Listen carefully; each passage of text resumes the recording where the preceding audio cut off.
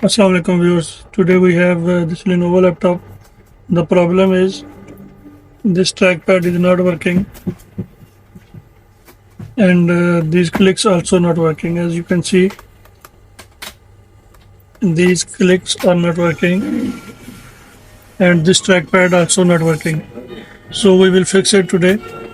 Let's see how to fix it.